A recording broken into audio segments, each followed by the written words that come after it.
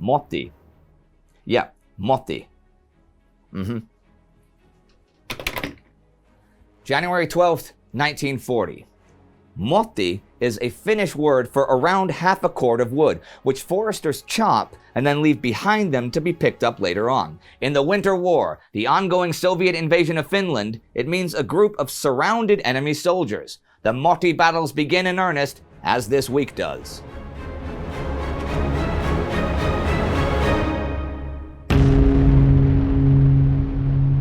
I'm Indy Neidell. This is World War II.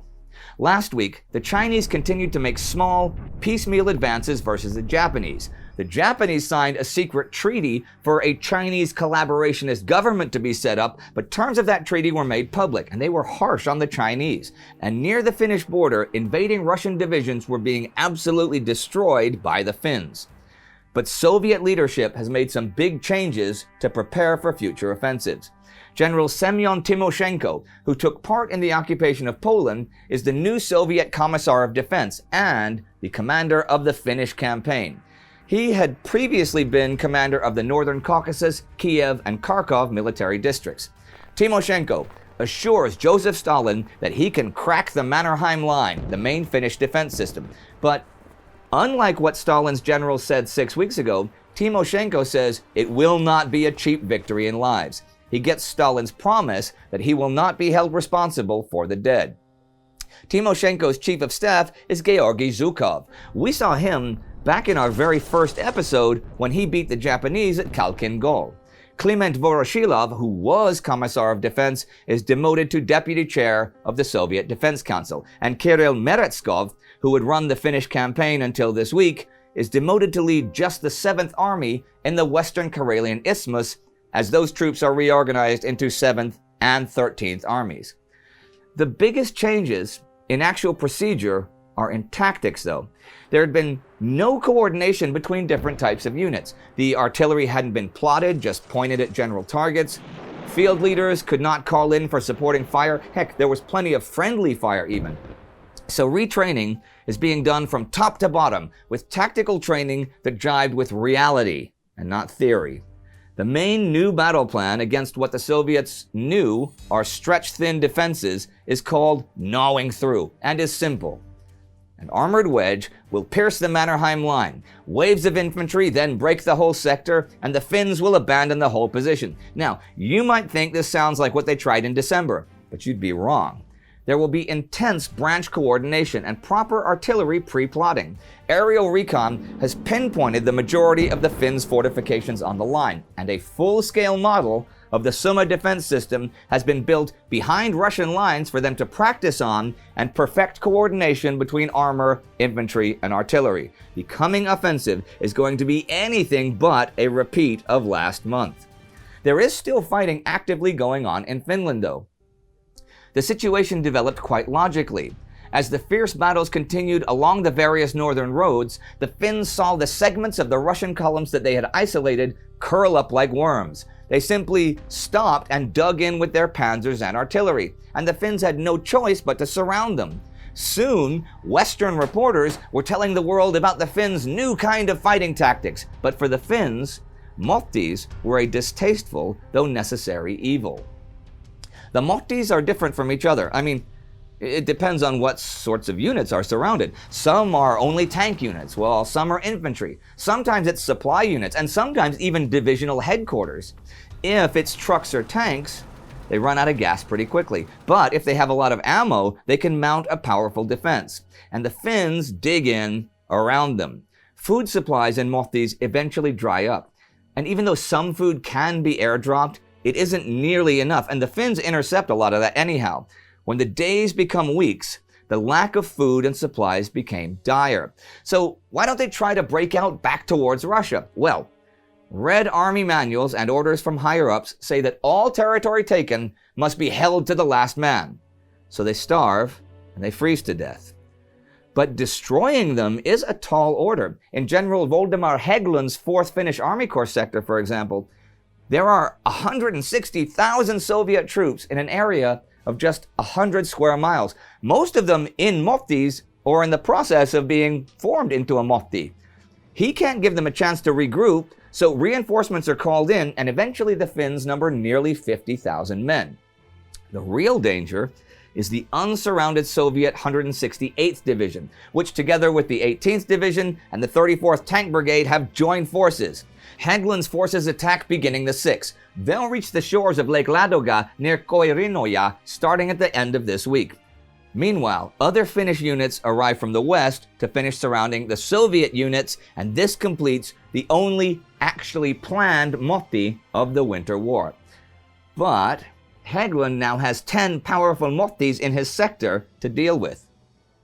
There is, as I've said, a lot of public sympathy in Britain and France for the plight of the Finns, but public sympathy isn't being translated into much government action.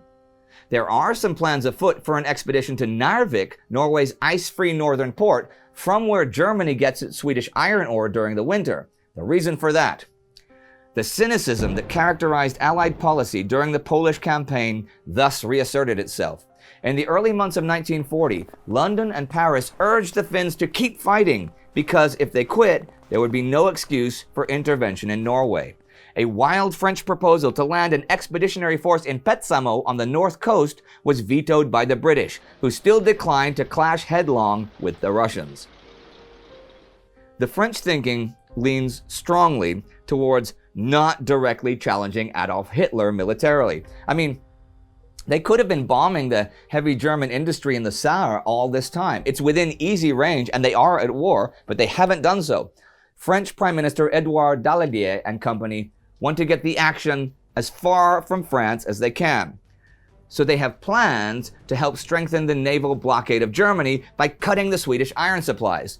This will mean violating Norwegian neutrality, either with mines in Norwegian coastal waters or sending troops onto Norwegian land. German ships are currently not respecting Norwegian neutrality in terms of the Norwegian coastal waters. So on January 6, Lord Halifax, British Foreign Secretary, tells the Norwegians that Britain is going to mine Norwegian waters to force German ships out further to sea where they can be attacked.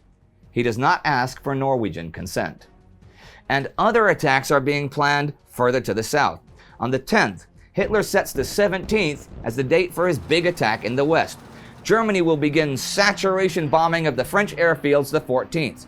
By now, 2 million German troops have been moved to near the borders of France and the Benelux countries.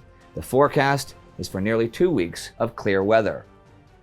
Also on the 10th though, 2 German officers in a Messerschmitt B-108 courier plane are forced by weather to land after they go off course and stray over Belgium. They land near Mechelen-sur-Meuse. Major Helmut Reinberger has the invasion plans in his briefcase and is unable to destroy them before they are taken by the Belgians, who turn them over to the Allies. This is the Mechelen Incident. Hitler still plans on going through with the attack, though an immediate effect of the incident is that he decrees no one, no agency, no officer is permitted to learn more about a matter that is to be kept secret than he absolutely needs to know for official purposes. This enables Hitler to keep the political and social workings away from military commanders, which might be a good thing for him because, as Martin Gilbert writes, mass executions had become the method both of seeking to cow the Polish population and of destroying those Germans who were considered unworthy of life. On the 9th, Dr. Hildebrand, chief of SS and police of Greater Danzig, West Prussia, reports that his SS units have executed around 4,000 mental patients in Polish hospitals and also around 2,000 incurable Germans in Pomerania. And here are some notes to end the week. On the 6th, Finnish pilot Jorma Sarvanto shoots down 6 bombers of a Soviet formation in rapid succession. This makes the news worldwide and is reported as a record. On the 8th, the last of 316,192 British children who were evacuated to the British countryside when the war broke out returned to their homes. On the 11th, France announces that no beef, veal, or mutton will be sold on Mondays or Tuesdays. And another week of the war comes to an end. With the Finns surrounding the Soviets, Hitler again planning to attack in the West, and everyone planning to violate Norwegian neutrality. Though the Allies at least aren't going to tell that to the public. I mean, how can they? Britain's supposed casus belli for the First World War was Germany violating Belgian neutrality. How do you think the British public will feel if they now just start mining Norwegian waters and landing troops there? But they won't tell them. See, that's how modern war works. Plans that will surely kill thousands of people are built on lies and deception. And in all of this is the conspicuous absence of US involvement. If you want to understand more about why the US was on the sidelines during these mounting conflicts, check out our episode about the origins of US isolationism in the 20s and 30s in our Between Two Wars series. It is right here. You should also definitely follow World War II day by day on Instagram. The link is below. Our patron of the week is Fritjof Manke. It is Fritjof and the rest of the growing TimeGhost army that keeps this series advancing. Join the TimeGhost army at Patreon or timeghost.tv. Our war effort needs you. See you next time.